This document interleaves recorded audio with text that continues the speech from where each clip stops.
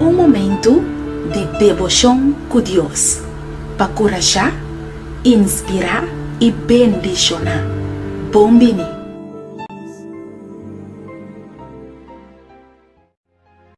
Feliz dia, Pabo. O servidor tem mais do cubo para juntos nos meditar da palavra de Deus. Nós temos a titular Kudisha e pós Simbom.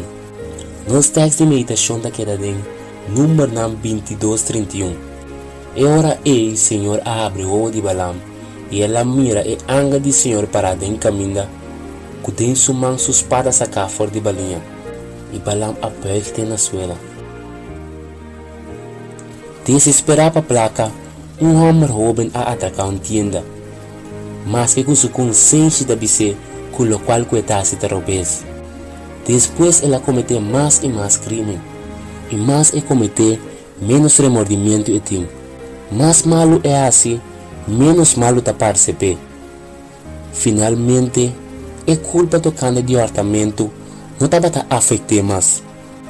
Se nós para analisar a história aqui, nós devemos realizar que o jovem aqui estava purba sempre de satisfazer o mês, se nunca estava satisfeito com o qual ele tinha. E o bibia nós também, para que Satanás toma controle de nós através de pecar com dishi. Nós está se falha em algum dia, e Deus está para com nós de uma ou outra maneira, para nos stop com a falha que nossa base está cometendo. Pero o bibia, nós está rechazar e voz e nos falham da vida normal de nos pista. Pero Deus quer recordar-nos para não lá com algo que passa com nós em vida, que nos precisa lamentar e que é o caminho correto. Pero mais bem, laga nos escuta na sua voz tanto tempo que está papiando na nosso coração. Pese de para delante, laga nos oração para Deus nos discernimento, para nos por apartar mal fora de bom, e mais bem, ajuda-nos a apartar nos mesmos fora de nos pecados. Que bom Deus mencionado.